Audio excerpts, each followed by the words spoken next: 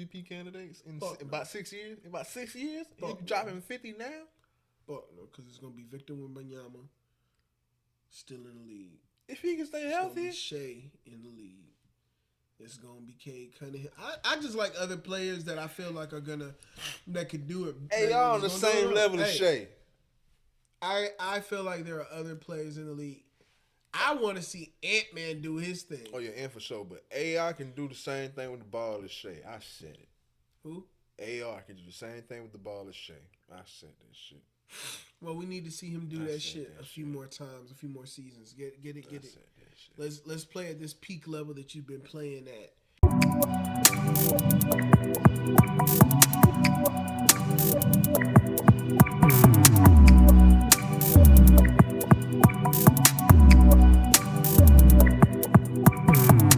In the NBA. No LeBron in the NBA, bro. That's gonna be so sad, bro. And like, I do not get the people that's like hating him and ready for him to go, man. Like this brand of, Yeah. like I say, seeing him is different. Of course, watching him, you still watch the game, you still see the game, but bro, You got to see him live. Not you didn't just go to. Was this your first? Or was this your first live? first time seeing him. Was this your first NBA game? Like in my adult life, yeah, I went to like lower level games. I went to hella basketball games. My first actual arena game, and yeah, so like seeing him, I had to make sure I go. First one was Bron, bro.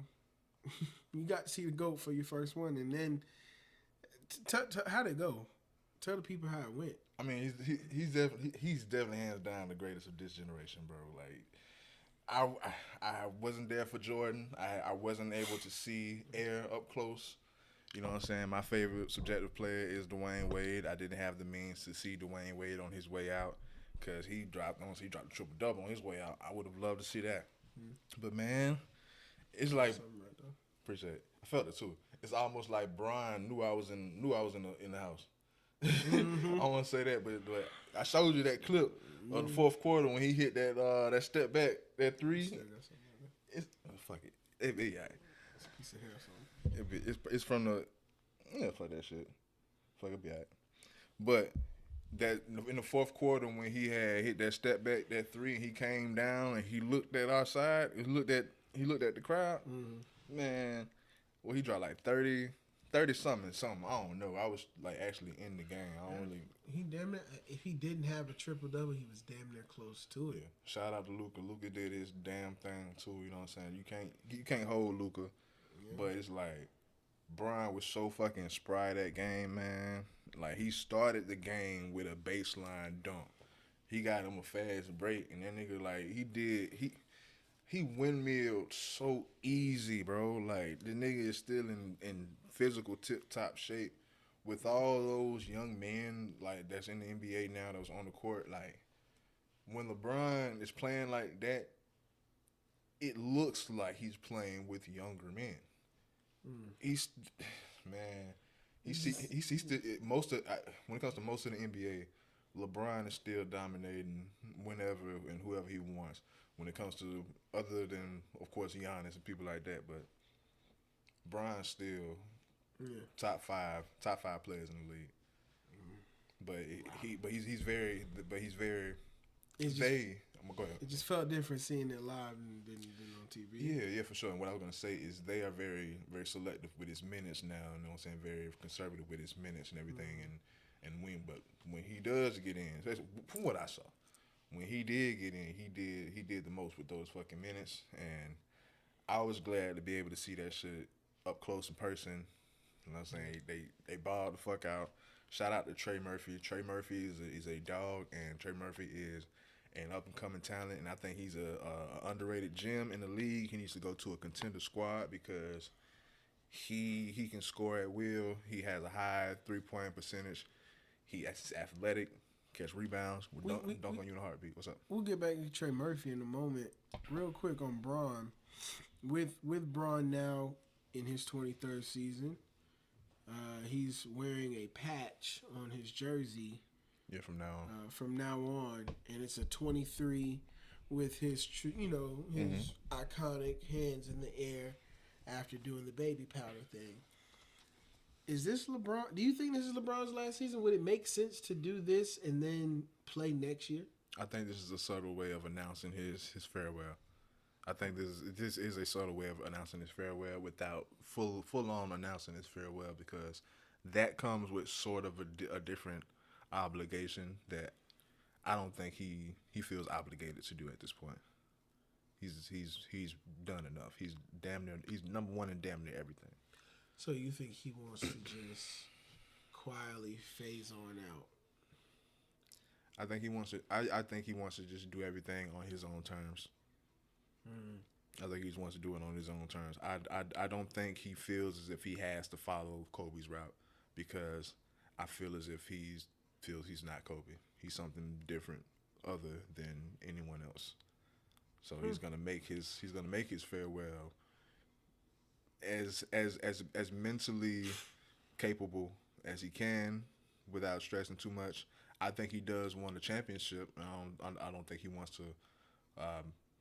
You say a farewell tour while also trying to like go for a championship.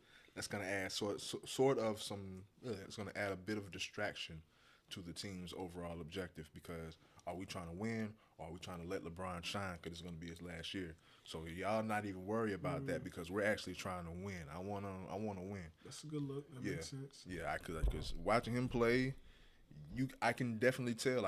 Everything that I anticipated, I said he's gonna kind of conserve and really give his all towards the latter of the year, and I think he's gonna bow out. And I see him doing that shit. You know what I can see too? What's up? Now I'm thinking about it. Other than retiring this year, that patch also symbolizes the most years that an NBA player has played. If I'm not mistaken, LeBron now has played the most seasons than any other NBA player. That's just more memorabilia too. Like, that's just more shit to honor and recognize. So maybe it doesn't even symbolize, this is my last year. Maybe it's just like, hey, y'all remember when I hit 23 seasons? Y'all remember that? This is that patch. Yeah, that's why it's in the case over here in my museum, as you can see. You know, some shit like that. Like, it's just more memorabilia and more that he can also cherish. I guess he probably is just a sentimental dude. I mean, yeah, there's different cases, different options, and deserves to be. Yeah, different, of course, scenarios and ifs and maybes. Deserves all that shit. But then, what's this? What would be the individual significance of a 24th season, 25th season, and then if he does get to a 25th, 26th season, then who gives a fuck about that 23rd patch?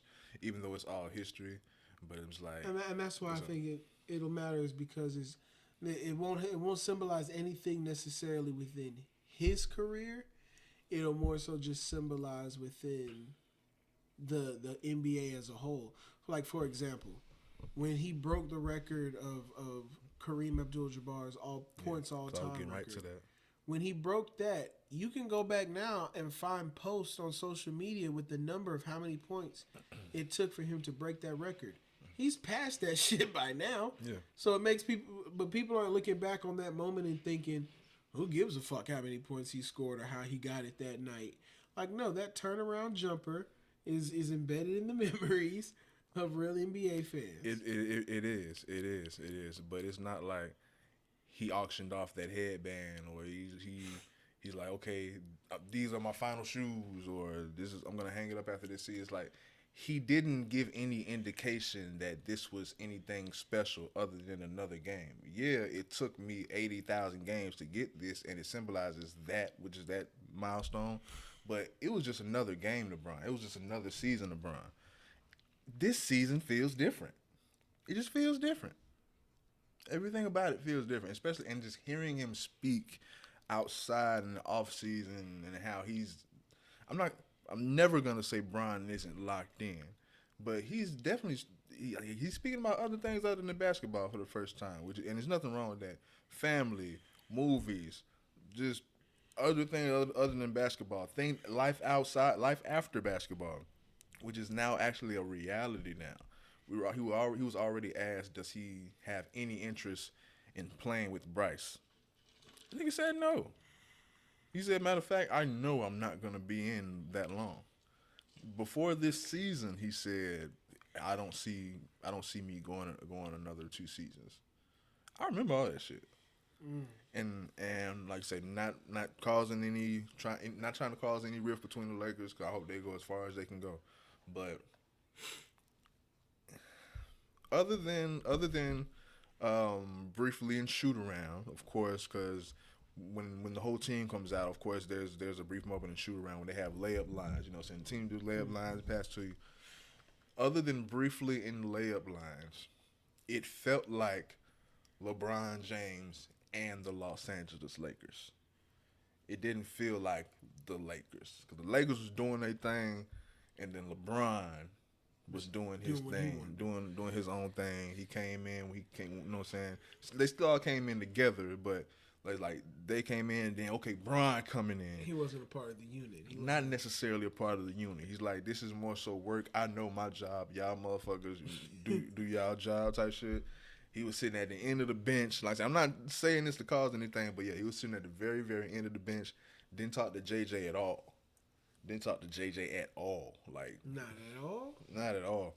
Like the assistant coach would just call Bron's name when it was time for him to come in and everything. It was call Bron's name and tell him who to get, and that was it. It was no like play by play or get to play with JJ set up none of that shit. It was at a certain point in the clock. Bron. So what the fuck was Bron doing there when he was on the bench? Biting his nails. That's it. Biting his nails. Just waiting for his name to be called to come back on. Like it was literally like work. It was work. Like, but the nigga's so good at his job. The nigga's so good at his job. People look at that game was like, what do you mean he's not? He's still not in the game. He wasn't paying. Like, you gotta see the shit outside of the dunks. You gotta just see the shit outside of the dunks. It's like I remember those Heat days, those Cavaliers days. Like LeBron was a huge lion's share part of the energy that was on the bench. You know what I'm saying? Nigga, that ain't hell. He was. You can just go back and look at the Redeem Team documentary. He had a lot of energy. I ain't even seen no special handshakes. Documentary. Yeah, shit. I ain't even seen no special handshakes. Bro, yeah. I don't even think they had special handshakes this year. Bron is definitely a high energy, bringing the laughs, bringing the people together, great chemistry type of guy. Yeah, he's always the nucleus to the team, and it's like, yeah, definitely he's that on the court, but it's like what I saw that night on the sidelines, it's like he was just there to fulfill his job and then go home to Savannah and shit. Like I'm almost out. He's ready. He's ready for just family time, man. Dog, bro. He is itching. I had to see that shit. And I think that, you know what? Okay, so it was LeBron and the Lakers. You said in a previous video that we'll get our answer for sure whether he retires or not after the All-Star break. Yes. I still stand on that. How are you even more positive that that's going to happen than you were before? After going and seeing him live? After going to see him live, no. After the patch, yes. After the patch, but yes. after going to see him live, that kind of solidified what I kind of already knew, because I didn't see, or I didn't peep any decline in LeBron's ability or his game. You know what I'm saying? Mm-hmm. It's just been 23 fucking years. But LeBron still has been doing his shit. He's been averaging, 27, 8, and 8 over the past 5 fucking years. It was like, he's that guy, man. But yeah, what I saw, I guess, of course, with the Baldwin and everything and shit, you're like, okay, it has to be a decline somewhere, and especially when it comes around 2009, 2010, when LeBron was like at his peak athletic wise, in his prime, literally in game free throw line. That was in maybe 2008, 2009. In game free throw line versus the Milwaukee Bucks. LeBron James. That's just my era. But like that athletic, I'm like, it's not gonna just drop off. It's gonna decline at some point, but it's so far up that even the decline is gonna be fucking phenomenal. And man, it's like in 2026 from 2010, even though he was a 7-year veteran then, I'm thinking if this is the peak, I'm thinking the decline we're gonna be like around here right now. Mm-hmm. Nigga, if this is the peak, what I saw in just last week in 2026, LeBron's still like right here. Like LeBron is still like a notch, maybe like a notch and a half Are still capable of his fucking peak. of being easily a top 10 player of the league. He is still Easily. No question. A 10 like top player. other than Trey Murphy carrying the load for New Orleans. Like with Luka in the building, with DeAndre Ayton, with all those players and all Zion, LeBron James was still head and shoulders the best player in that motherfucking arena. I'm not a huge Lakers fan, but I'm interested in seeing what they do in the playoffs. This is another thing that's gonna be gone with the LeBron era that I'm not seeing a lot of these players have. It's just the IQ to fucking win. The IQ to win. Yeah, people say what they say about LeBron. LeBron is one of the smartest fucking players ever. Chris Paul is one of the smartest players ever, and KG just I posted a clip and it's going viral, but he just had a rant about how the point guard is being disrespected today, and everyone is counting them out just because they're undersized. But these people, they don't really have the IQ to close the game or to win the game. Are you talking about Trae Young? No, who's talking about Chris? Who's talking about Chris Paul? It was about a month ago because Chris Paul doesn't have a job. So who's talking about Chris Paul? Like how he needs a job, but he's undervalued because his size and everything, but he still has the IQ and the ability. But bro, LeBron, especially like in the league or against a team where motherfuckers don't have that IQ to finish or to close or to win. Nigga, the way, okay, Brian, is your time. The way he came in and solidified the win for the Lakers, it was like, I have to watch this basketball personally, physically up close before it withers away for good. Because I don't see that many players with like smart enough to know how to manipulate the game or to turn it up or to turn it down just enough to win. Mm-hmm. Like LeBron won that fucking game. Him and Luka, they won that fucking game. Luka won them shots, but LeBron contained the fucking Pelicans and made sure that the Lakers scored to where they won the game. Because it was a good game, but it's like I had to watch that basketball up close. Like it was bigger than LeBron. It was what he represented. Like he's the last of my era. Shout out to KD. He's next on the list. KD and Steph, they're next on the list. But it's like, I gotta go see Brian. He is the greatest of this era, for sure. For sure. Well, speaking of small point guards being disrespected, we just mentioned his name with Trae Young. Officially being traded, taken out of Atlanta, sent to the Wizards. Atlanta in return receiving C.J. McCollum and Corey Kispert. Mm-hmm. The trending thing on Twitter was no picks. No picks? Yo, how crazy is that? And Trey requested Washington. Yes, and I'm happy that he got to go exactly where he wanted to go. What's your theory on that? Money. I think he's getting like what 40 mil a year out there. I think you think that's the only place he could have got that? Do I think it's the only? I guess so. I mean, I don't see any other teams because here's the thing with Trae Young. Trae Young has obviously proven to be a liability on the defensive end, and teams aren't really looking for that. And then on top of that, he's also a small guard in a league where there are a lot of big guards. Reiterate what we just said. But he's still one of the best point guards, and he's a closer. He would actually win the game. Yeah. I think there are teams that could possibly benefit from him, but the liability of him defensively is what's really fucking up his ability to be able to be on a team that wants to be with him. And then with him going to Washington, Luka don't play defense. But Luka's big though too. Yeah, so Luka's unguardable. He's still unguardable. So unguardable, getting boards, and he will score wherever. Yeah, Luka. But he don't play defense. So that's. I mean, I get, but I mean, hey, I think with Trae Young, getting to go where it is he wanted to go. For me, that's all that matters. I think not everybody's out here thinking about trying to win all the damn time. I do think he's in a good position though for a team that could actually probably in the future with Alex Sarr and whatever other picks that they may have going with whatever they can build. I think that could be very interesting for Washington moving forward, especially with them being out east.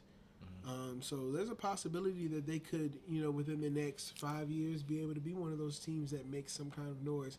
Unfortunately for Trae Young, more than likely he'll be pushing towards the end of his career before Washington gets a chance to really make some noise. Yeah. I have two theories on the Trae Young request.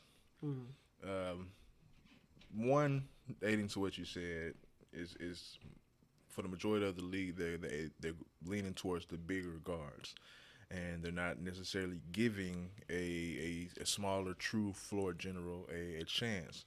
So, first theory, let me go to a team that doesn't really have anything to lose and is on the somewhat incline in as far as rebuilding, and I can be a veteran leader there and pretty much have the freedom to be Trae.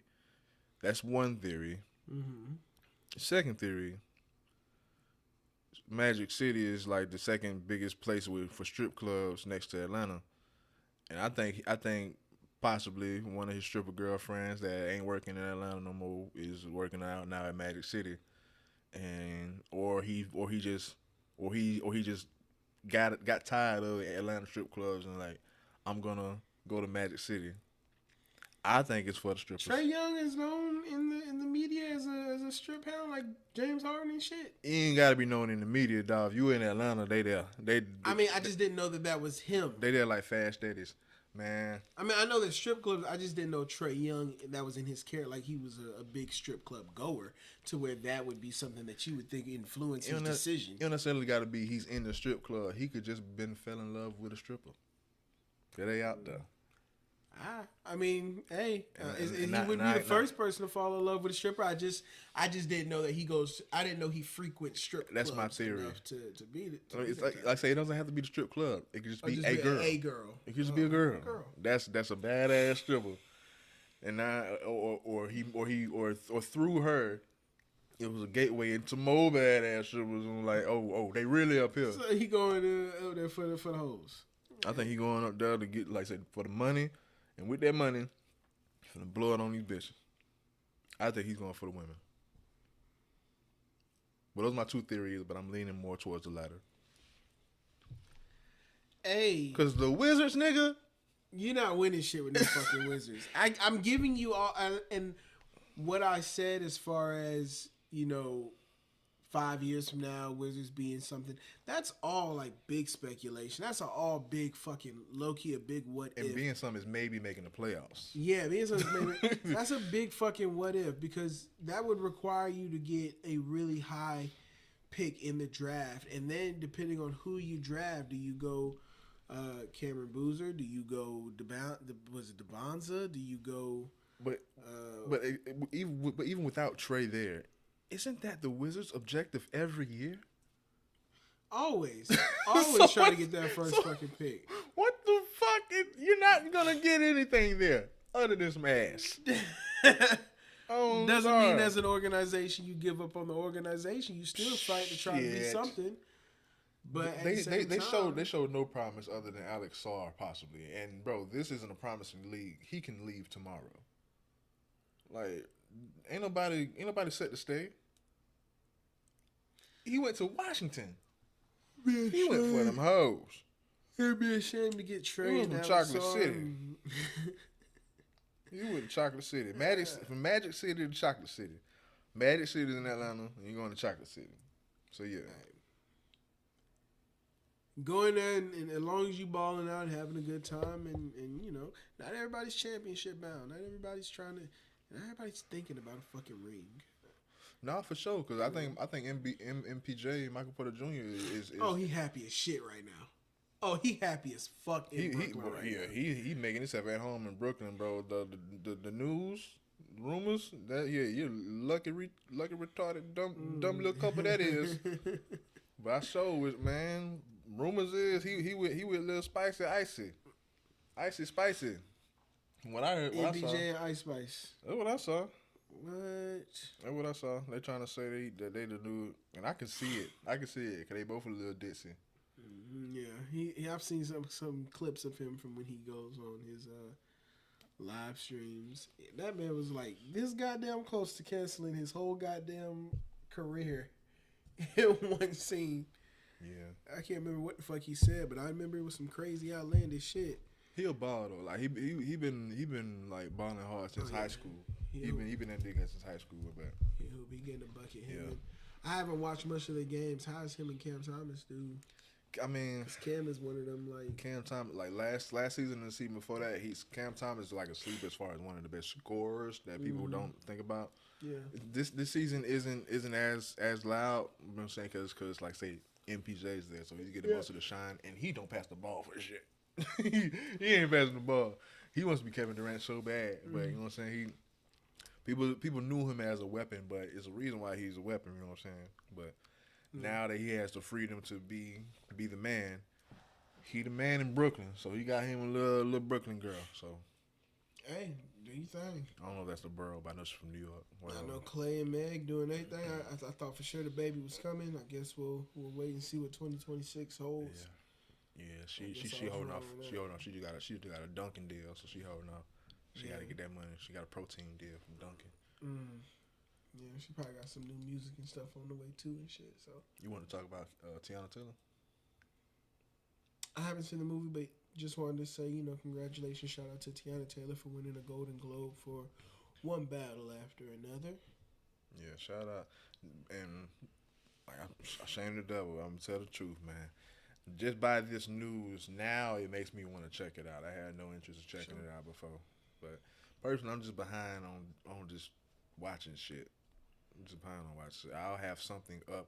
Either it's a documentary or something I researched, or just something that I just have on in the background while I just do my own work. But yeah, I'm a heavy YouTube watcher. I either I'm watching YouTube or I'm listening to YouTube. I'm listening to people talk about.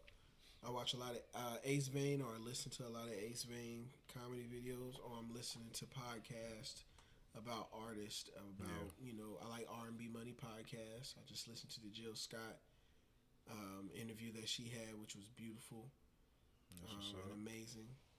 And just a little bit of that stuff. Anything I can wrap my mind around music that I may get a chance to learn something new about music business stuff like that.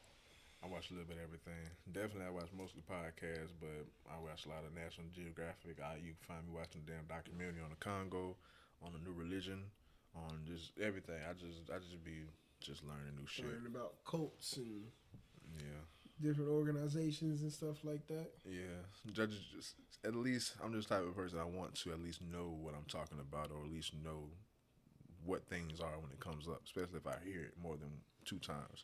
Yeah, let me at least know what this is, especially if it comes to a situation or scenario where I'm talking about it.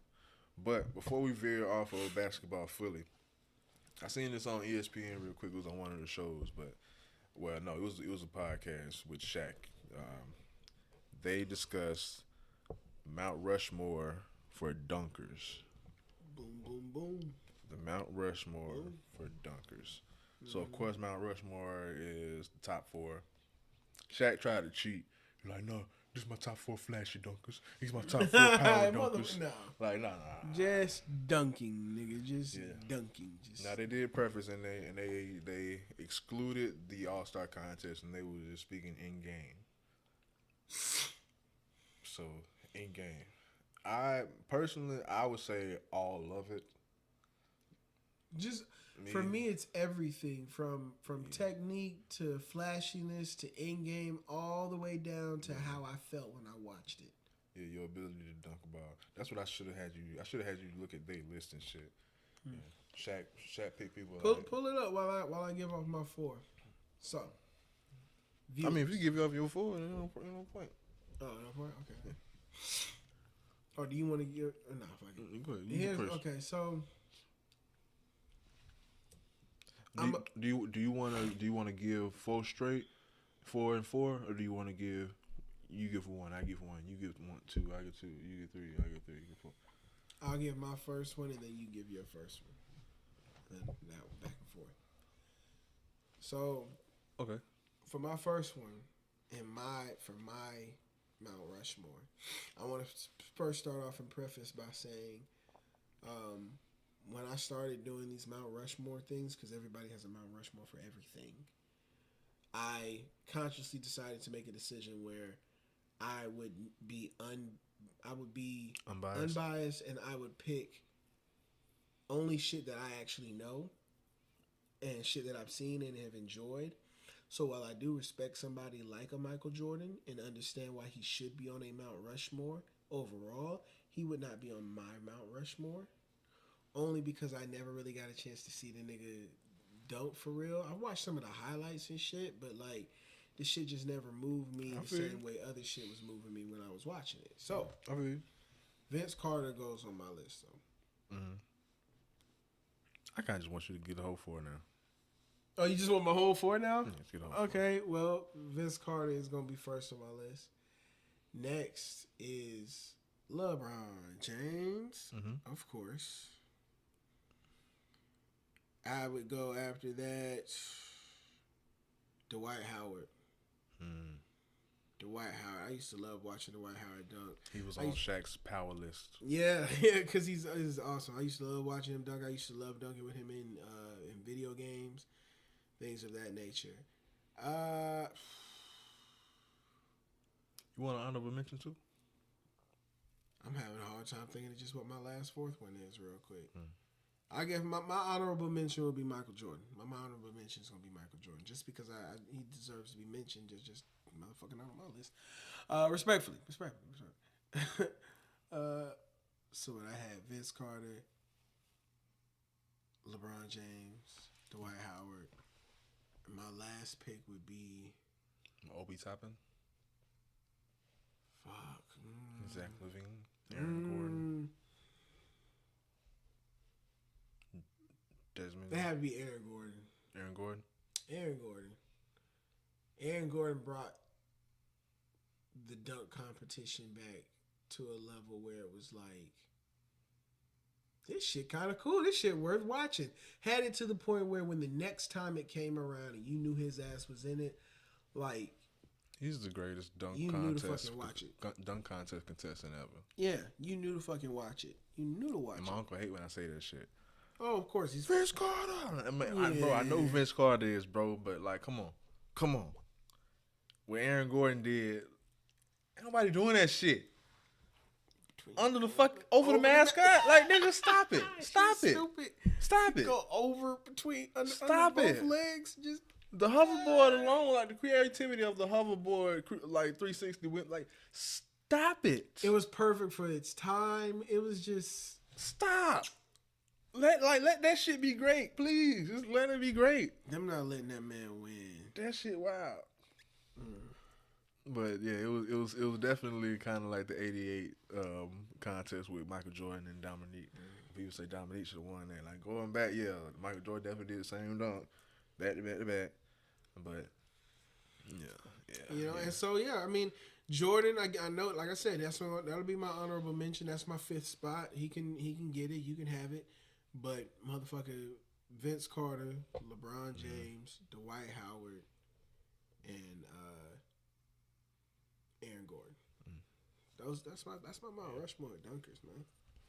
Motherfuckers sleep on Sean Kemp, man. Shout out to Sean Kemp. Shout out to him. Sean Kemp is one of the greatest.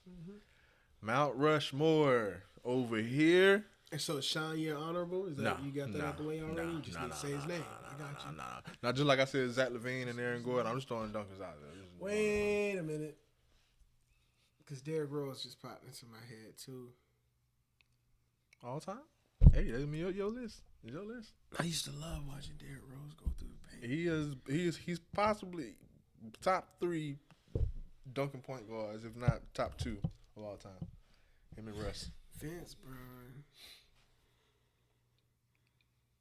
Nah, that Miami, the Miami Bron dunks were that's in my head.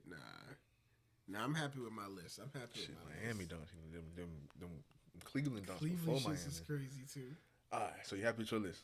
So I'm you happy got with my list. Vince Carter, Bron, Dwight Howard, Aaron Gordon, Michael Jordan as the honorable mention.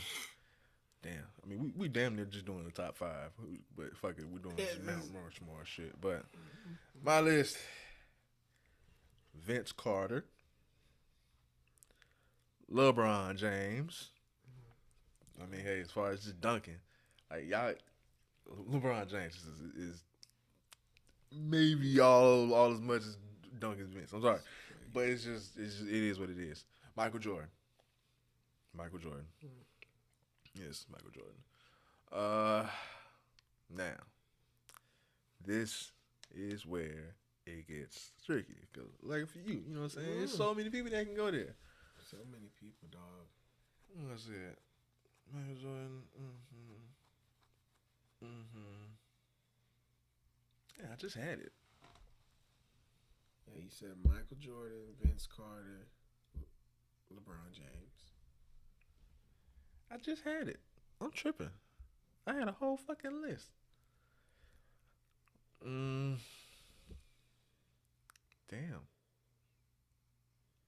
I just realized I don't like that many people talking. Vince Carter, Michael Jordan, LeBron James, and Cause like I wanna, because in contrast to your disclaimer, you said you're just picking on stuff that you were around to watch while it was like the actual during this actual era and shit. Like I was so engulfed in basketball as I was watching this shit. When them games wasn't on, I was going back and watching old shit in the same day. So it was like I was watching all that shit. You know what I'm saying? Fuck. And I'm more mad that I had my list. and then just fucking forgot Yeah, it. I just had my list. Cause I was about to say I was giving my list. I thought you would have been at least Yeah. running through them. No. Yeah. So far, you got That's the Michael grill Jordan, right Vince there. Carter, Because I'm LeBron thinking James. about Kobe. I'm thinking about Dwight Kobe Howard. did I'm thinking go through my about head. all these people. Like, do I actually want to put him on my Mount Rushmore? I'm thinking about Dr. J.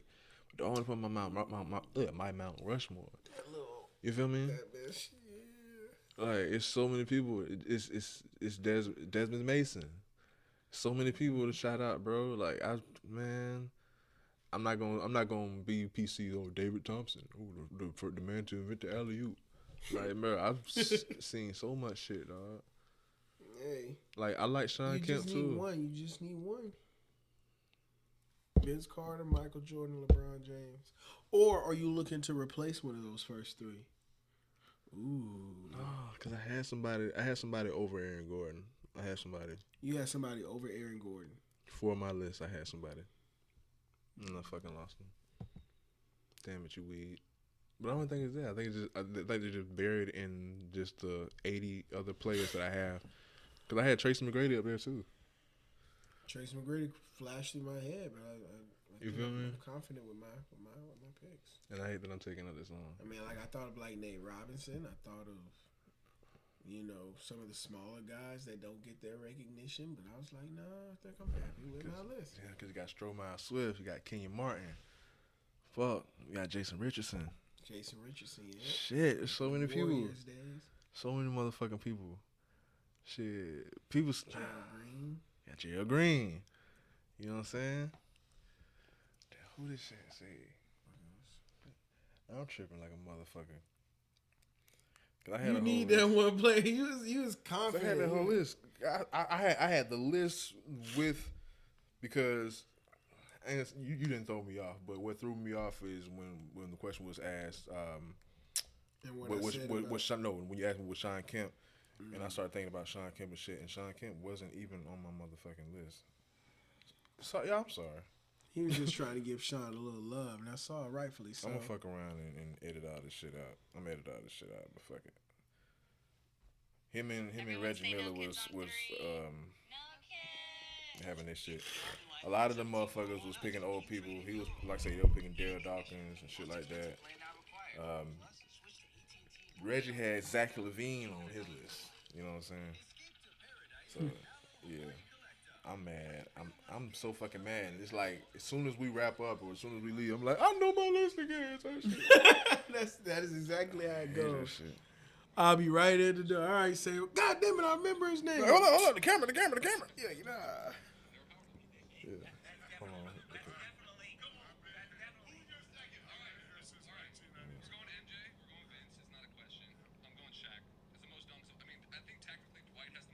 Okay, so now I was waiting for him then.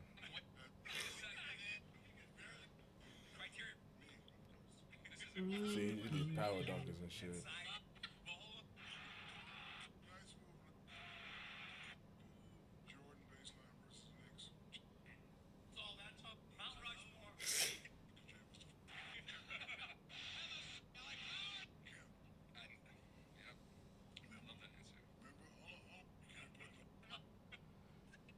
What was Reg's list? I'm gonna cut all this shit out. It's gonna be alright. All that money y'all got, they don't put that shit in chapters. I swear.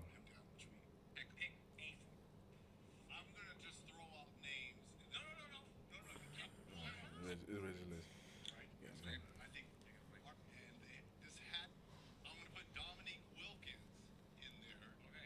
Yeah, Dominique Bay. Dominique may have been the name I was thinking about, but now I'm second guessing it. That may be the issue because of all those other names. I think I was gonna say Dominique. Like all these players, you know what I'm saying? Because exactly what he's doing, like saying now, is what I'm thinking. I could make a case for so many fucking players. Cause I want to say it was gonna be Dominique until I started actually thinking.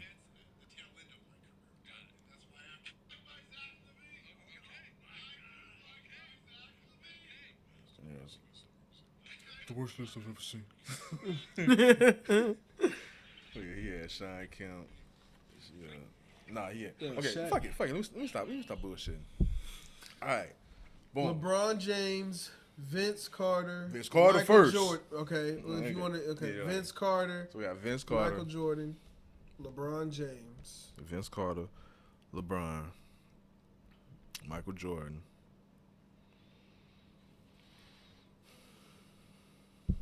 Damn it. Oh man. I saw it because now Don't cut none of this shit out. Just keep it right there. Just like you had it. no, because I still have it, but like more has been added because now it's damn near out of Dominique, Sean Kemp, and Aaron Gordon. I'm trying to like see who because those three to me, right there, to me, that's the same dunker. To me, I mean Sean Kemp could do a little bit more off of 1 foot. I mean, you said Sean Kemp, Aaron Gordon, and Dominique. Yeah, You don't think Aaron Gordon is probably a little bit more athletic, like more I think he's. I think agile? I think time is made. I think. Oh my God, he's not more than Dominique Wilkins. No. But time has come with more tricks and shit. Nigga, you see Dominique Wilkins jump up, take it down, pause, bump a nigga, then bring it back up, and nah, fuck that. I want to say him, but I don't, because to your point, I've seen so much basketball thus far. Mm-hmm. You know what I'm saying? Like I've seen Obi Toppin. Obi Toppin has the most between the legs dunks in the game ever. That shit means something, nigga. Like he does that shit on the fast break now, like it's nothing. Oh, I remember. Here we go, and we didn't have to get to the end of the show. Say his name now. Just get it out. Get it out. Blake Griffin. Fuck. Damn it. Yes. My Mount Rushmore. Vince Carter. LeBron James. Michael Jordan. And Blake Griffin. The nigga that made the dunk boring. Because he did it every night. Done on somebody every night. Called alive every night. Live City. And motherfucker, Blake, you had to be there in the 2010s. Like from 2010 to 2014. Blake Griffin. Yeah. That's why I was so stumped. It was Blake Griffin. That's the nigga I forgot. Yes, I remember. Thank you. Vince Carter, LBJ, Michael Jordan, Blake Griffin. Honorable mention, Dominique. Dominique. Yeah, because believe it or not, Dominique's in-game dunks, the way he dunked on people, makes me go a little bit more ooh. Fuck. Because now I'm thinking like, you got me over here, got me thinking about Dwight Howard versus Blake Griffin, and I'm just like, because I know I'm keeping. Forgot, man. I like, know ooh. the three that I'm keeping, but now I'm looking at Dwight different, and I'm like, I'm sorry. Different.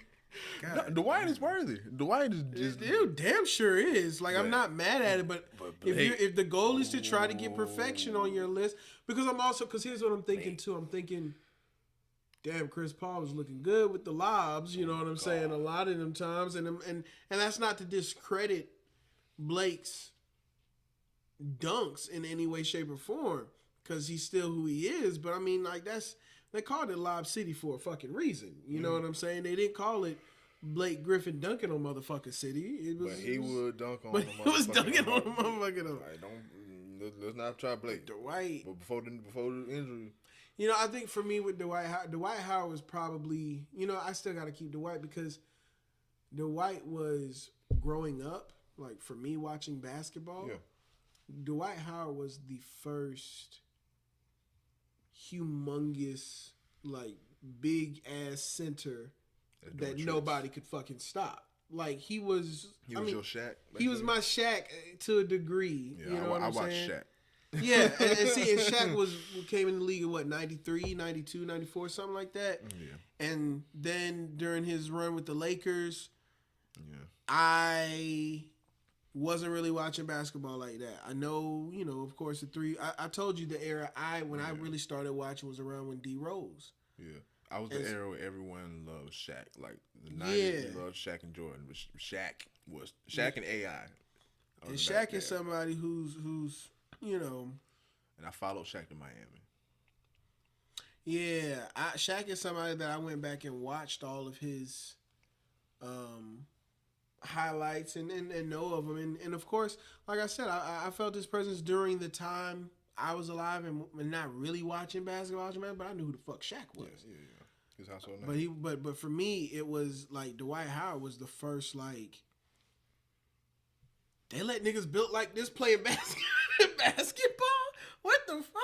I mean, like, Ben Wallace was a beast too. I mean, Ben Wallace was a beast, but that's just how Dwight Howard hit me. I mean, that's before that. Ben Wallace was 04 type shit. But see, and so that was Dwight Howard. So I got to keep Dwight Howard. But Blake Griffin, though, that's a damn good honorable mention. 10, yeah, that's Dwight's prime. Yeah, Dwight was a beast. He was doing shit for me where it was like, I haven't really seen niggas go 20 for 20 in a game. Oh yeah, and he was doing that shit regularly. He probably still do that shit. I think he still do. I think he's still a part of. I believe Dwight Howard is still the only man on this earth that can slow down Jokic. Still today. And I think that's why he's not in the league. You think that they blackballed him because hell yeah. He the last nigga to stop Jokic. Can't have his black ass in the league. Yeah, and it wasn't ratings. It wasn't until he said that on the podcast. I'm like, you damn sure right, nigga. They hating on you. You're like that's why they don't want him on the team because they want Jokic to be the greatest player ever. Cause, you know what I'm saying? What? I mean, you're not American, but I was about to say because now that you got Coop. And that boy is he's playing better now. He's playing better now. That rookie wall was just like a little rookie speed bump. He's figuring shit the fuck out. Yeah, he definitely. And when Kyrie comes back, his scoring numbers are going to go up. Now, do you think they're gonna do you think the general manager and all the front office is actually going to be optimistic and hold out to seeing what that squad can potentially be and not trade off Anthony Davis? I want to say yes to that. And the reason why I'm going to say yes, they're going to hold out is because Kyrie's coming back and you really want to be able to see what this team can do. Like I feel like every step that you've taken so far to get yourself to this point. I want to see that with Luka. Well, fuck yeah, but can't cry over spilled milk. Shit's done. You fucked it up. You fucked up. It's done. Luka's a LA Laker now. But now that you have Cooper Flag, Kyrie, AD, and I guess Klay Thompson, I don't see the Lakers winning shit, man. I just see them making a lot of money.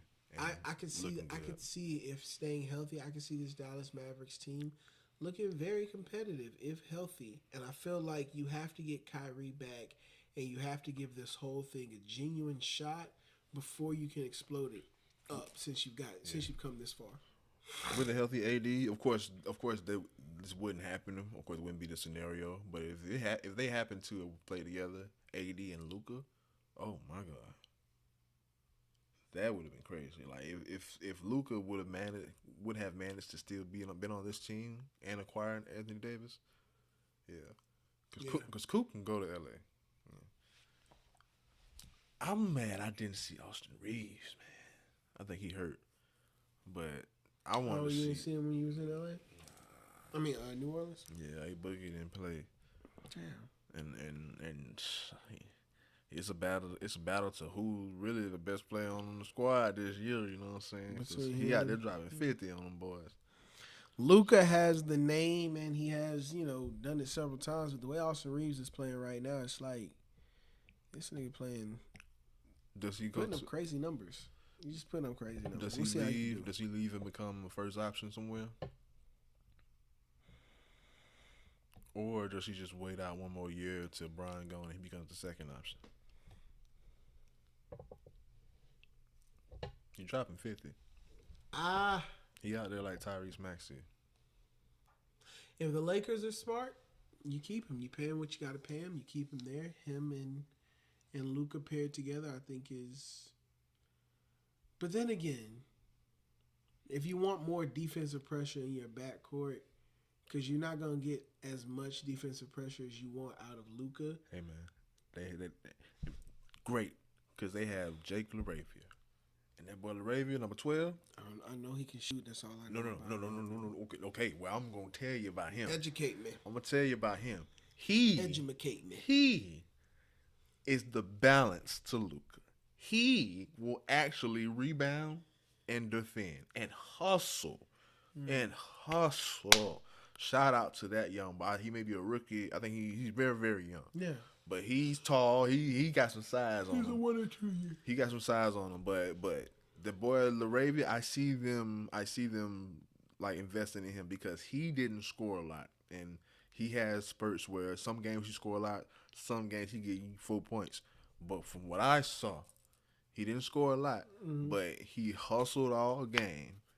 He crashed the board, and he defended. Ooh. So we got LaRavia for that, and then you still got Connect folks. You still got Dalton Connect out there. So you know what I'm saying? Do we need Austin Reeves? I'm not opposed to trading Austin Reeves as long as you're getting a hefty return. Mm-hmm. And by hefty, because like you said, okay, let's say you do trade him, right? Let's say you put him on another team. Austin, this could potentially give you some James Harden flashbacks. Like you potentially could be getting rid of a player that could be not necessarily MVP, but even if he's half of a James Harden. I ain't saying he ain't going too much talent in this league. Too much talent. But even if he's half of what James Harden was, like that sucks to have to give that up. And not get something good in return. I think when you look at the Lakers, okay, for instance, I'm putting Austin Reeves up easily for a Giannis Antetokounmpo trade. Whatever we got to put together. Yeah, I feel that, and I definitely feel that. But I was gonna still bring Giannis up to my point. Let's say like what 6 years down the line, KD gone, Bron gone, Steph gone. Austin Reeves don't have potential to maybe one of the MVP candidates in about 6 years. In about 6 years, if you drop him 50 now. Fuck no, because it's gonna be Victor Wembanyama still in the league. If he can stay healthy, Shea in the league. It's gonna be Cade Cunningham. I just like other players that I feel like that could do it. Hey, y'all on the same level as Shea. I feel like there are other players in the league. I want to see Ant-Man do his thing. Oh yeah, and for sure. But AI can do the same thing with the ball as Shea. I said it. Who? AR can do the same thing with the ball as Shea. I said that shit. Well, we need to see him do that shit a few more times, a few more seasons. Get it. Let's play at this peak level that you've been playing at for a few seasons. So, like I was saying, for them to give that up. Oh, OKC, I think he dropping more than SGA. SGA ain't shooting a lot of threes, and he relying on free throws a lot.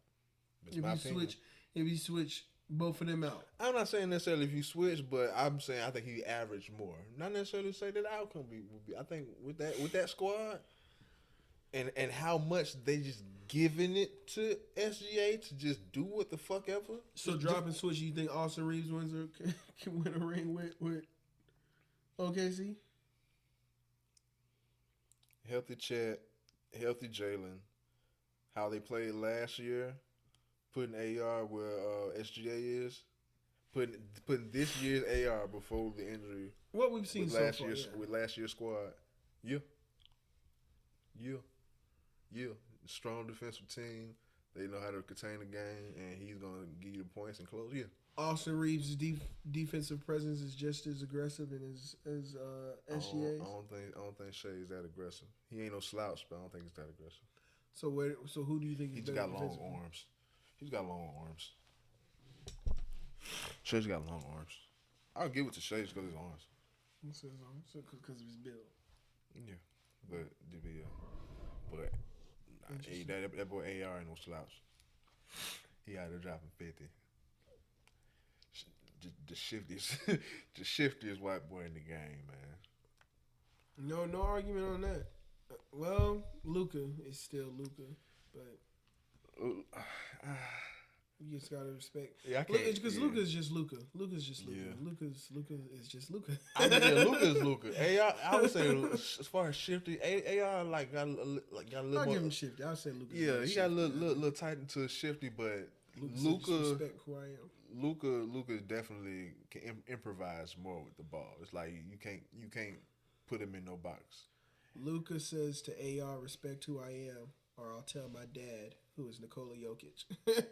Man, because Nikola Jokic, that nigga is on a total different level, bro. That man is on a totally different level. If he doesn't win MVP, bro, damn, I'm questioning shit. No more. They don't want that man to get 3 in a row. And I think it's all because, like you were saying before, it's cool that he's white, but he's not American. So, what? But this is what I say, I give Luka his props. I was trying to talk shit on LeBron, but Luka, you know what I'm saying? Watch what Luka do. You? Nice. So I'm still giving him that. You know what I'm saying? I'm still giving him that. I'm still giving him that. So, yeah. But respect to all them boys. I love basketball. I love each era. But my era, oh my God. I think my era holds a place. It's one of, if not the best eras, and definitely, like, as we get older, man, I gotta see it with my own eyes before it leaves, because I can't tell you how much I regret not seeing Dwayne Wade. Yeah, you had an opportunity to go and just didn't take it on. Unnecessarily, you made yourself around to it. I may have. I mean, I don't have it like I have it now to go. I probably could have broke down and did something, but yeah, I didn't. I probably didn't have the means to do it at that time. But still, I wish I could have. I wish I could have, but I knew I wasn't going. Yeah. Y'all watch out for upcoming posts. My dog is going around watching all the NBA greats and NBA legends before they. In your opinion, though, like, which should be like more of the obligation to go first, or which should I put first? What next on the list, KD or Steph? I feel like if you have the choice, you know, and this is me being unbiased, because you already know I'm a big KD fan, but I would say KD. And the reason why I say KD is because KD is more closely connected to LeBron than Steph is because they used to be pitted against each other. Kevin Durant used to also be called the most unguardable player in the league. He still is. Before motherfuckers started trying to paint that shit with Steph. He still is. He still is the most unguardable player in the league. You got to bet. I would much rather guard Steph Curry. I mean, if I'm an NBA player, obviously I can't guard no motherfucking body. But if I'm an NBA player, I think I have a better chance of guarding Steph in the paint than having to go up against Kevin Durant in the paint.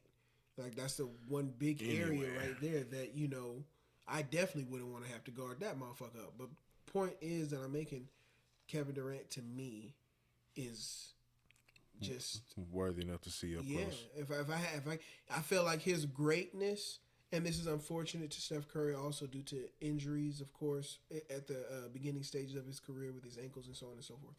But Kevin Durant, his greatness has reigned longer. But I think Steph Curry's greatness, his brightness was brighter because of his rings and his team and the organization. Oh, you said what now? You said I think what? When we look at like the years and the stint and the amount of time of the greatness that has been shown, I think Kevin Durant has a longer stint overall than Steph.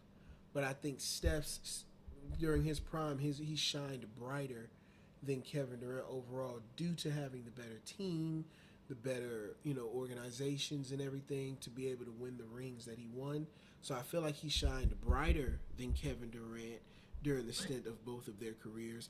But I think the greatness of Kevin Durant has been longer than the greatness of Steph Curry due to Steph Curry's injuries at the beginning parts of his career with his ankles and so on and so forth. KD been hurt before too.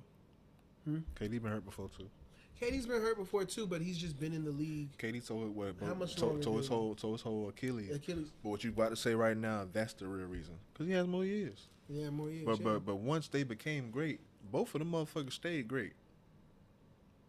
Once they became great, they stayed great. But Kevin Durant became great before Steph became great, is what I'm saying.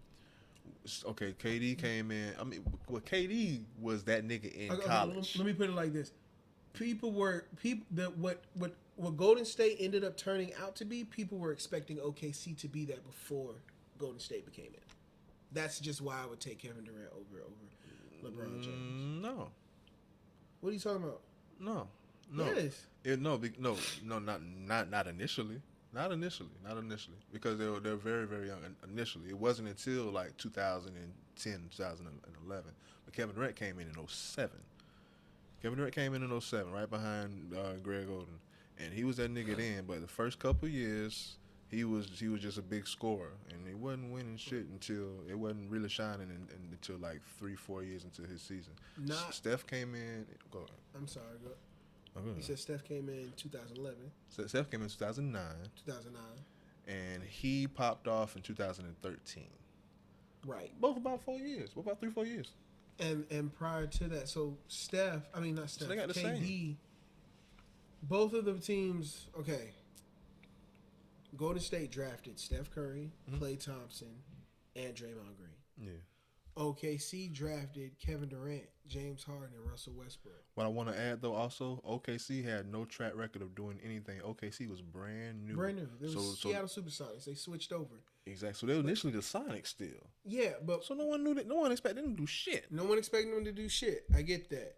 But with the talent that they had they stayed together... Had they made that work, they may have been one of the greatest teams ever. One of the greatest teams ever. And I really do think that OKC team would have been what we saw Golden State be had they could have figured it out. The whole, 73-10 or 72-10. So basically, if James Harden 73-9, my bad. If James Harden would have stayed, they wouldn't have blown that 3-1 lead.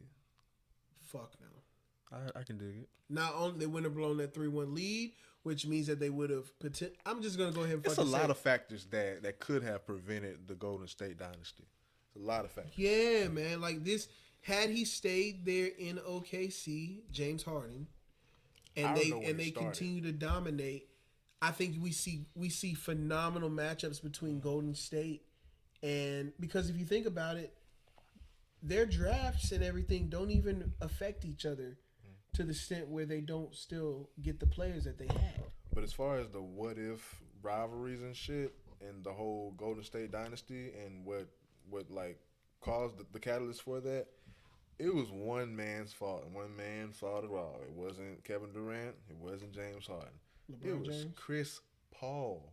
Chris Paul Chris Paul was wanted the to go reason. to the Lakers. No. Chris Paul was the reason for Golden State's dynasty. Chris Paul was the reason for the start of it all. Chris Paul is the reason for Steph Curry's first ring, my nigga. You want me to explain? I mean, yeah. I was there. I seen it live. It was the night Floyd Mayweather fought Manny Pacquiao. Okay. That was the same night that they ended the first round of the playoffs of the Clippers versus the Spurs in like 2015. The first season they went. I remember The watching Spurs, the Pacquiao fight. yeah, but right, cause I was at a watch party. Right before the fight was that game where Chris Paul hit that game winner over Tim Duncan to send the Spurs home. Clippers. Yeah, to send the Spurs home. He did that shit knowing he was hurt. He shouldn't have even played that game because he sat out the whole next series, which the Clippers were no match for the next series, so they had no business even going. Had he sat out and they just let the Spurs go on, the Spurs were going to go to the fucking finals. But Chris Paul said, no, I'm going to go on one leg and hit this game win and send the Spurs home and risk me sitting out the whole next series. So we can get our ass spanked. So they were Chris Paul is the next series, and Houston got their ass rocked. Houston? Yeah. Oh, yeah, he was with Houston that time, not with the Clippers. No. They played Houston. They played Houston. I want to say they played Houston. He was with the Clippers, and then they played Houston in the next round. Houston beat them, and then Houston lost to Golden State. Yeah, it was something like that. Something like that. I'm gonna put it up right here, but I want to say it was just like that. I want to say they played Houston next, and Houston spanked that ass. Let me see. That was back during James Harden and Chandler Parsons when they were. Oh, that shit. Was it them? That's when Chandler Parsons was getting ready to take off. Oh man, he had an ugly ass shot. Oh my god. Yeah, I think that's it. 2015. I think I know my shit. Yep. 2015. 2015, yeah. Yep. So yeah, Clippers beat San Antonio, and they went on to face Houston. Houston beat Clippers, and then Houston lost to Golden State. Golden State. The Spurs, a healthy Spurs would have smacked Houston, and I believe they would have beaten Golden State. Was Kawhi Leonard there at the time? Yes. Yeah. Yes. Danny Green? Yes. Damn. Yes. But Chris Paul. That was, you said that was 2015? 2015. That was Golden State's first ring. That was...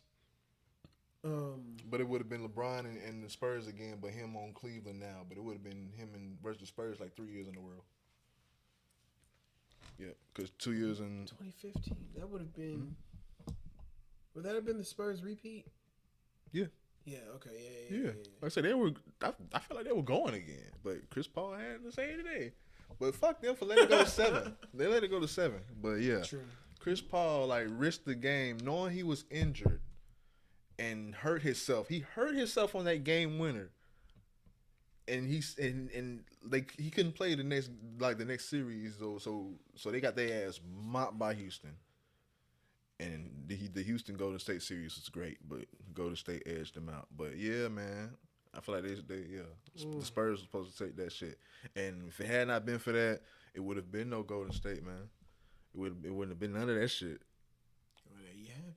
Because it was gonna be Cleveland and San Antonio, like we wanted. You let Iman Shumpert tell it. He said it was before that when they started letting that motherfucker get them shots off.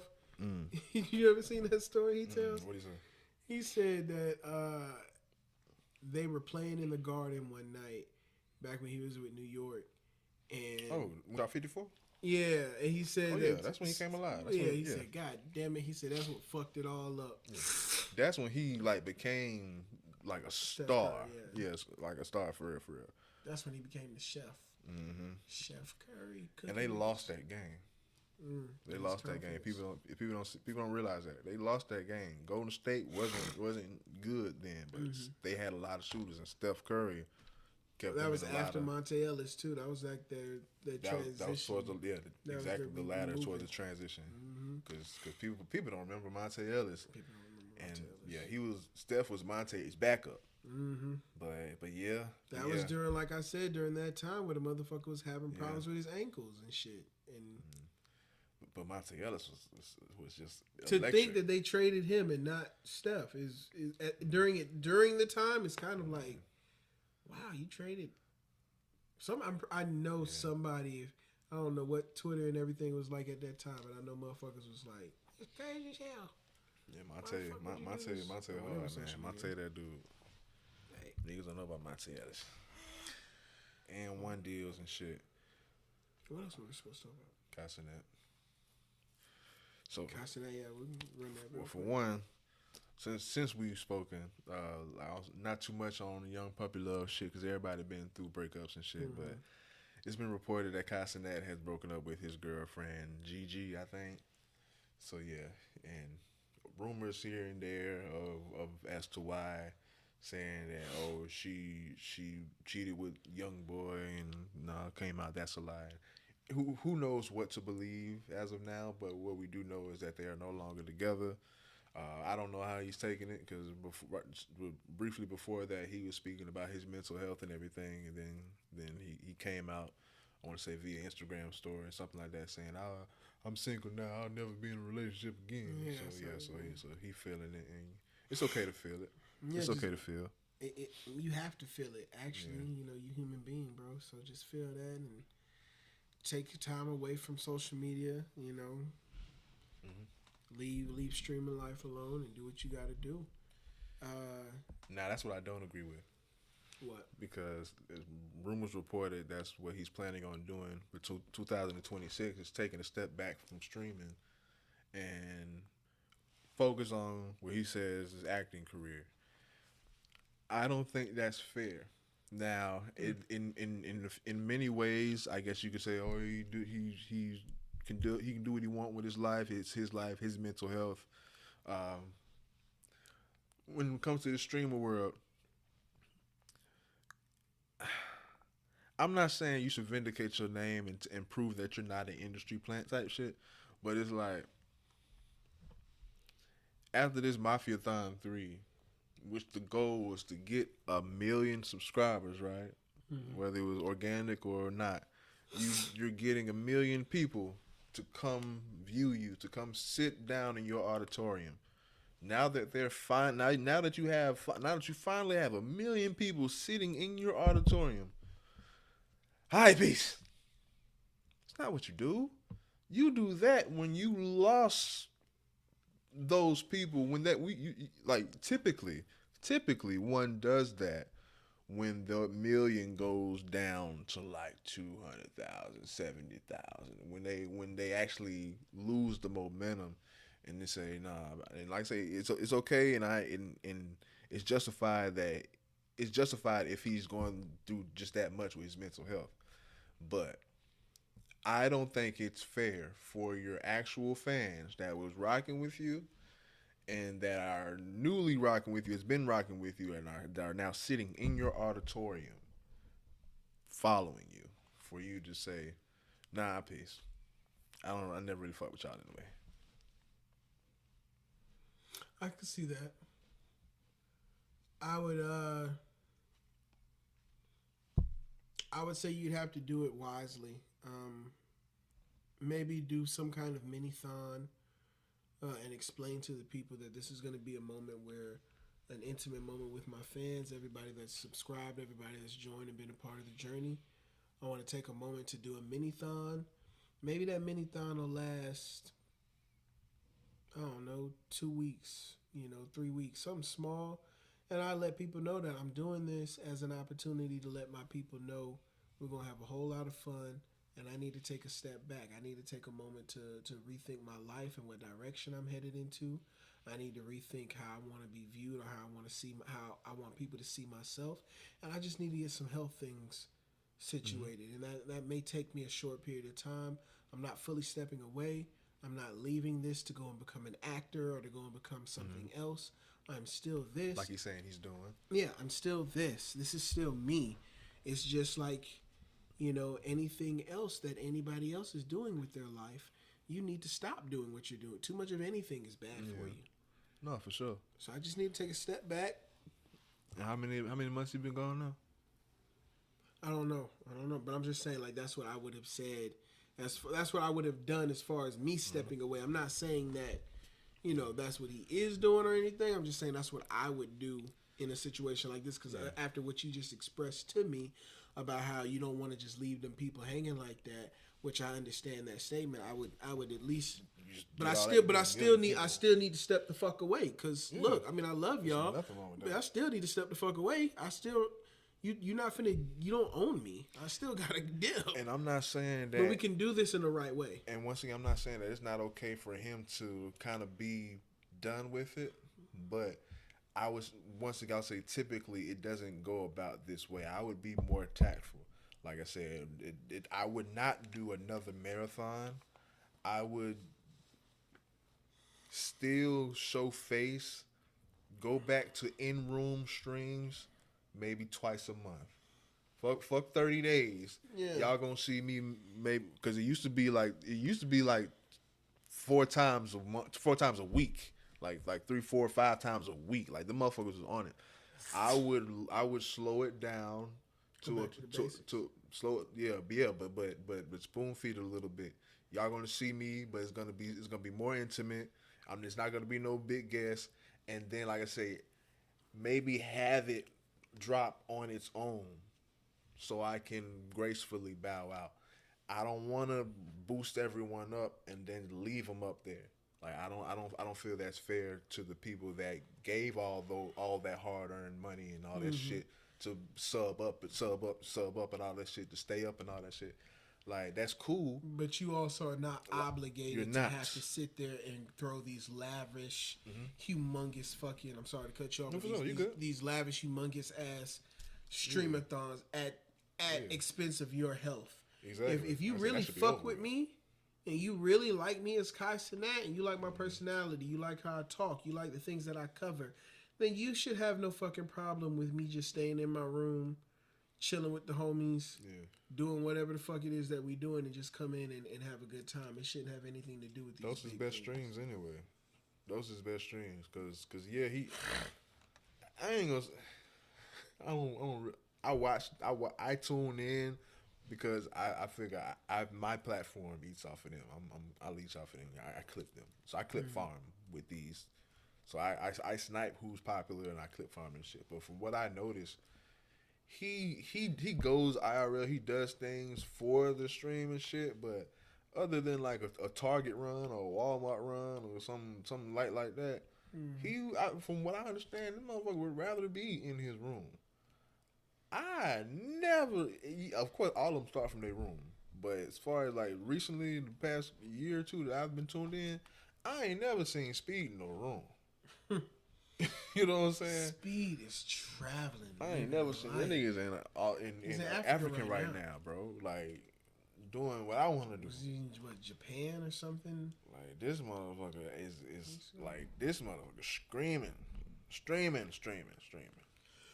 Yeah, I mean, nothing stopping Kai from doing stuff like that. I mean, okay, let me ask you this. Do you think people would fuck with him if he decided, I want to go and do something like that now and just go travel?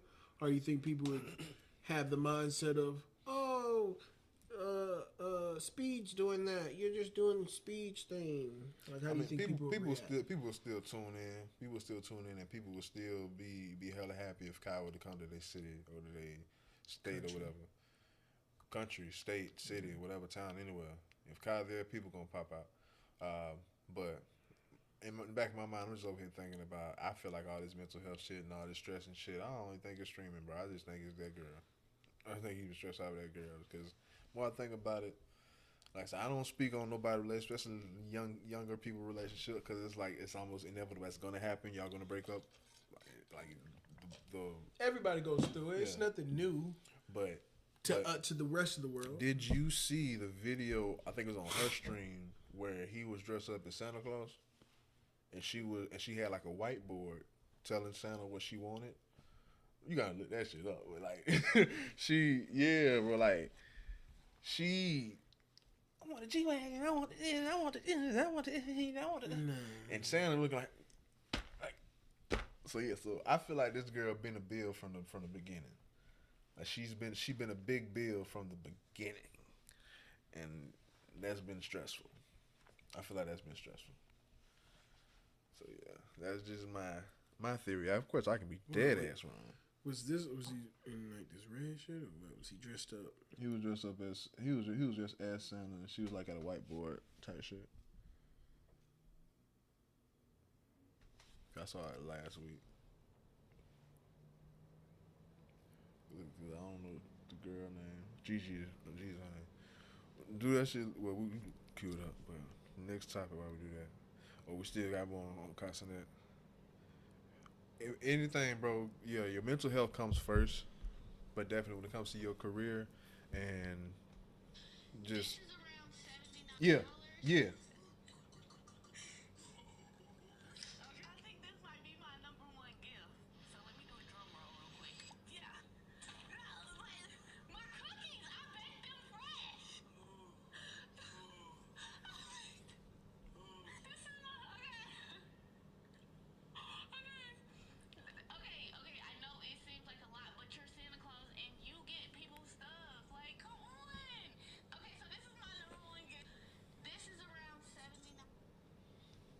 shit like that. Shit like that. I mean,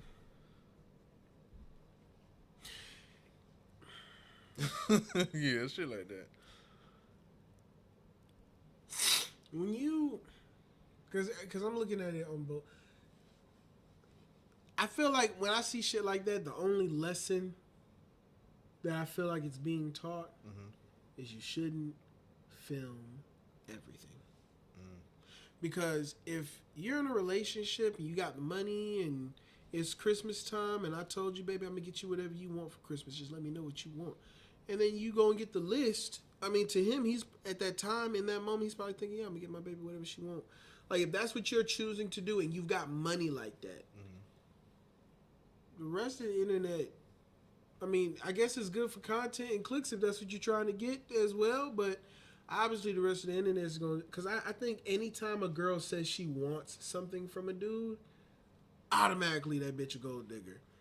And in this particular instance, we don't know why they broke things apart, but I mean, shit, I don't know. Sad case. If I'm in a relationship with somebody, I'm expecting, like, yeah, I expect nice things. I expect those types of things as far as I expect thoughtful things, you know what I'm saying? I expect thoughtful things during especially during like holiday season or an event or something, spending like a birthday or some shit. Like, how the fuck we gonna be in a relationship and the birthday comes around and you don't do nothing, not even a fucking card? Like, that'd be wild. Especially when you sitting on, you know, millions and millions of dollars. I understand that his money is his money and he chooses what he wants to do with it. But at the end of the day, shit, if we in a relationship and you ain't spending no coin on nobody, I feel like it's a shame that we have to say that. You know what I'm saying? That kind of common sense. But whatever it is that she did to him, fuck it. Go ahead and jump into what you saying? Yeah, we're gonna have to. Forgive me. Yeah. I'm gonna chop it off, you know what I'm saying? Because a lot of that pondering and getting the dunker took a lot of time. But yeah, man, we are the United States. We got 50 states and 51 states now. We added a whole country. Whole country has we got Venezuela now, and they oil. And hey, that's like you said, that's the key part. That was the man. That's the kicker. But for the people that don't know, man, Trump has officially arrested the president of Venezuela on conspiracy of drug trafficking and weapons trafficking in the United States. So they got him and his wife. I don't want to mess up his name, but yeah, the president of Venezuela captured him in a Nike Tech, in a gray Nike Tech. You know what I'm saying? So that picture went viral. They put it on T-shirts already. So yeah, he's like the new Pablo Escobar, and they're treating him as such. Like Trump did a huge thing, like he did a big noble thing by taking down the president of Venezuela because he was tied into this and that. But immediately after that, he presumed himself basically the leader over Venezuela. Yeah. Now he appointed a female to basically be the acting leader, briefly, momentarily, and until he took it back, I believe. And basically, well, there's no basically, he did acquire Venezuela's oil. He acquired Venezuela's oil. Now that he is basically has full authority over Venezuela now, so he's acquired their oil, and now he is picking and choosing on whom to distribute it to. So he's saying, Exxon, you ain't getting none. And I don't know what's the beef with Exxon, but reports are coming out that Trump is not sharing the oil with Exxon. I don't know what's up. Yeah, but interesting.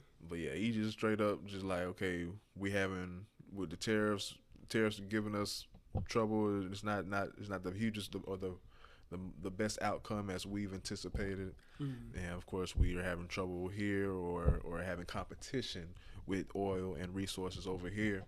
Man, look, he's selling drugs. We can go ahead and take this whole country over here and take their oil. Now ain't no competition. Now we own this. Fuck China. That's really what it's about. And part of it also, I feel like, might also come down to, we know about your illegal activities. We've known about them for a while. We just Go ahead. We just realized that this is an opportunity to, exploit the knowledge that we now have about whatever illegal activity you may be a part of. I feel like the government, cause, come on, like all the technology and the shit that we have in the world today, all the advancements that we've made, like I feel like I ain't got shit on Asia. All I'm saying though, but what we do have though is, I feel like at the end of the day, the moment that we can take your criminal activity, use it against you in order to better ourselves, is partially the American way. That's one of the things. If we already know you doing some bad shit. Don't worry about whether we know about it or not. We know you doing bad shit. Especially if this noble act will get the heat off our back, because we were just under the microscope in our own mainland. Mm-hmm.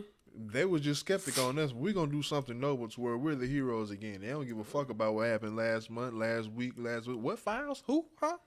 What? Who? What happened? We got some oil. Did you hear about the oil we got? Though? We got some oil. Yay. Big Earl. We got some Big Earl. Moment of silence. At this time, we're going to take a moment of silence for Renee Good.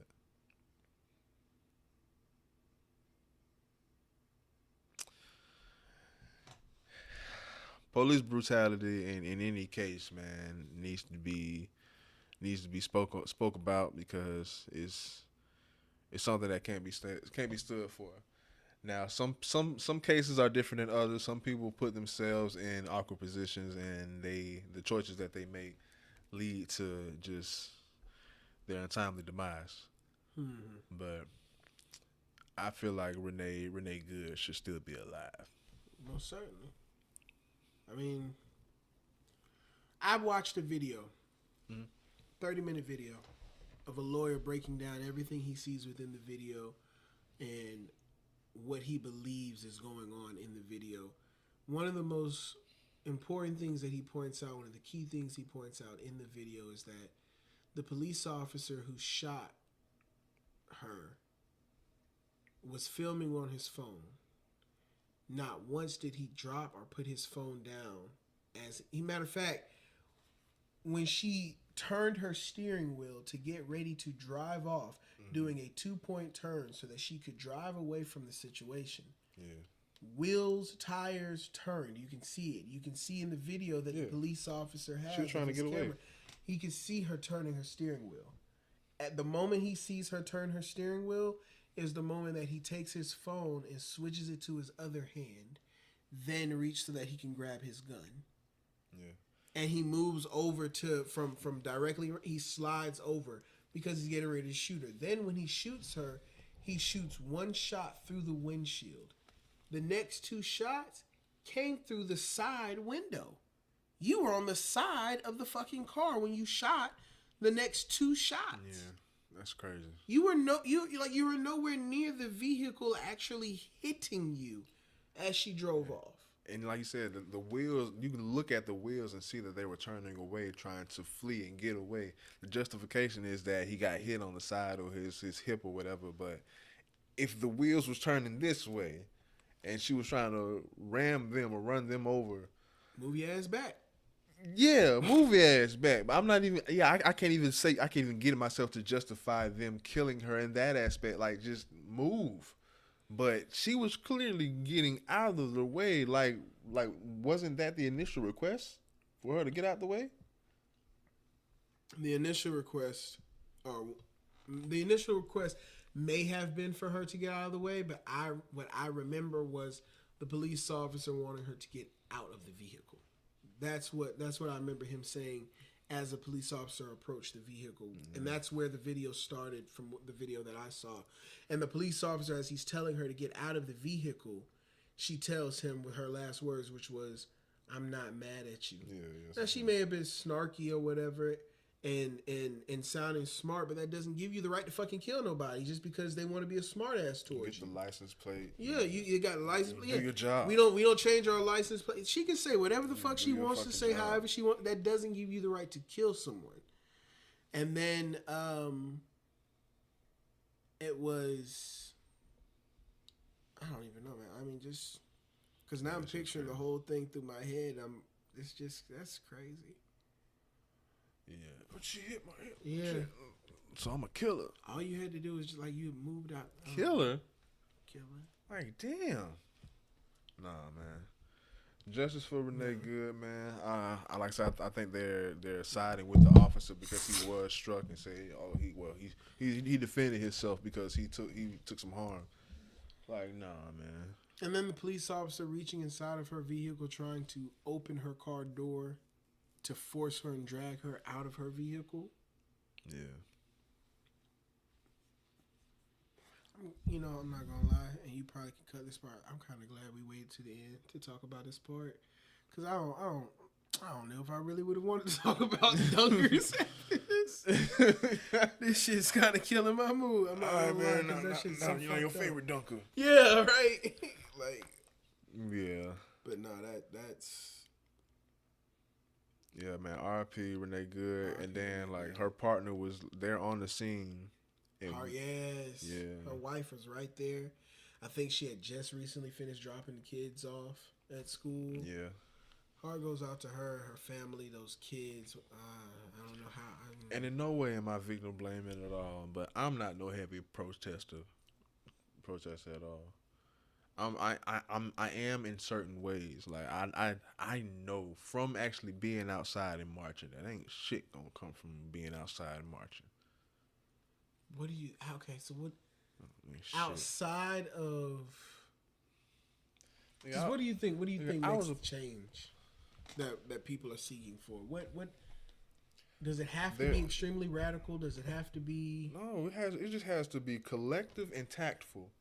It has to be a lot of motherfuckers moving on one accord, mentally making certain decisions to do certain things and not do certain things, or not go certain places, or not spend certain things. Like it takes a lot of collectivizing and moving in tactful, which I don't see us doing at all. But yeah, man. I mean, people did it with the whole Target thing because of the DEI removal. I think our problem. I think our problem is. Target came right back. Yeah. Speaking of Target, I don't think we really quick. I'm gonna tell you why and bookmark Target. Okay. But that was a great example as to why like I'm not a huge protester. Is because even if it works for that moment, like I was literally a part of a march that I was just down for it just because of what is all been turmoiled up. But essentially, I don't see the sense that it made because I was a part of the George Floyd march Yeah, the 2020 in Pensacola. Mm-hmm. He didn't even die here.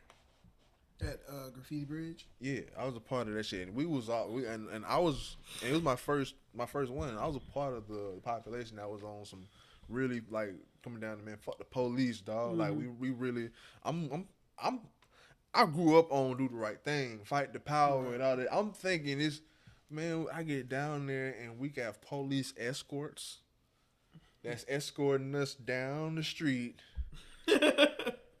and way back. And then we were going home. And someone said it, and as far as correlation, I'll never forget it, bro. Like, marching at a protest and doing all this shit and how we really go about it is equivalent to the battered ex-girlfriend or the battered girlfriend. The girl that gets beat up by a boyfriend or gets cheated on all the time. And you rave a big mess on how you don't like it, but you're not going nowhere. You're really not going nowhere. Damn. And I felt like a battered. I felt like at that moment. I felt like a battered bitch. I'm like, why the fuck am I outside yelling and knowing it's police escorting us? We finna go home. We not gonna do shit. It's almost like they're there just to say, "Okay, guys, get it out your system." That's get it. There you go. And I said I'll never do that shit again. I will never do that shit again. I will never do that shit again. Like if it would have to be something very, very important and something would immediately have to come from it. But just on some made it feel like the girl that goes to the gym not to work out just to get pictures. That shit was crazy, bro. No, like the clearest analogy was the battered girlfriend, bro. The one that's like making all the noise on how you're being mistreated, but you ain't going nowhere. We still gonna shop. We still gonna do it. We not gonna change how we live, no matter how mad we are. So I'm like, damn, and they damn near just finna escort us back up the street, and we finna just leave. And this was it. This was like a police protest was sanctioned by the police. This ain't nothing Spike Lee would have wrote. Like I will never do this again, man. Like no. Like the only protest I will be a part of is a collective group of sound minds, disciplined minds that really have an idea that makes sense and they're gonna move collectively on it. Well, thanks to TikTok and social media. Shout out Rizzy Islam, man. Thanks to TikTok and social media, it's gonna be difficult trying to get something like that to happen. I think people's minds are very. Yeah. People are like this.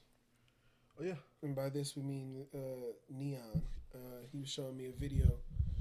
By people like this, I mean Neon. He was showing me a video of Neon and how he has such a way with women. It's socially awkward. But boy, and when you have minds like that, being formed, being shaped, yeah, no, it's the minds are too weak. Minds are too weak. Yeah, man, but it's a lot going on in the world. We're gonna put a pin in it. Sure. We'll be back next week. You know, I got hella interviews and hella shit I got on my plate, so y'all ain't gonna be missing shit. Plays till the time is now. Peace. Peace.